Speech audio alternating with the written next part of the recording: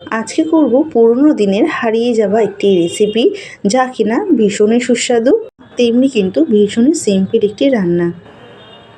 রান্নাটি হচ্ছে পার্শে মাছ দিয়ে মৌরি বাটার ঝোল। প্রথমে পার্শে মাছগুলো ভালো করে ধুয়ে বেছে নিয়েছি। এর মধ্যে নুন হলুদ ভালো করে মাখিয়ে রাখবো।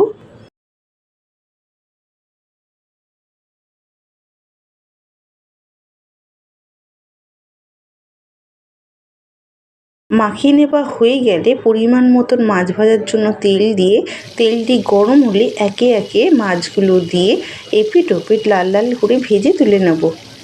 অনেকে অনেক রকমভাবে পার্শে মাছ রান্না করে থাকেন।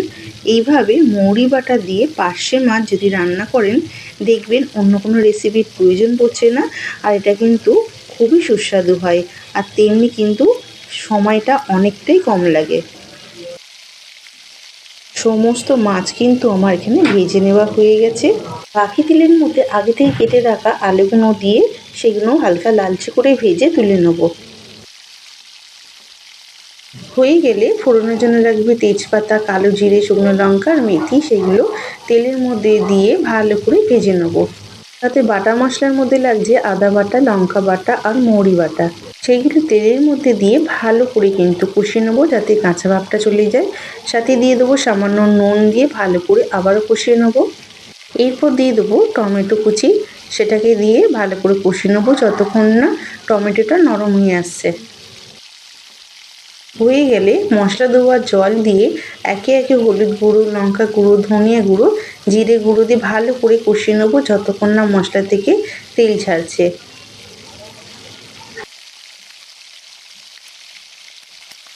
এইভাবে মশলা থেকে তেল ছেড়ে এলে দিয়ে দেবো আগে থেকে ভেজে রাখা আলুগুলো, দিয়ে আবারও খুব ভালো করে কষিয়ে নেবো।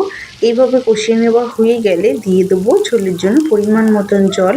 এখানে কিন্তু খুব বেশি ঝোল করব না, হালকা কিন্তু আমি ঝোল ভাবটা রাখবো। এরপর হালকা যখন ফুট ধরতে শুরু করবে, একে একে ভেজে রাখা মাছগুলো দিয়ে খুন্তির সাহায্যে এইভাবে কিন্তু ঝোলগুলো একটু ওপরে তুলে নেবো, যাতে মাছের গায়ে পুরোপুরি ঝোলটা লাগে। এবং ঢাকনা চাপা দিয়ে মিনিট 5 আলুগুলো সিদ্ধ হওয়ার জন্য রান্না করে নিলে কিন্তু পরিবেশনের জন্য একেবারেই রেডি।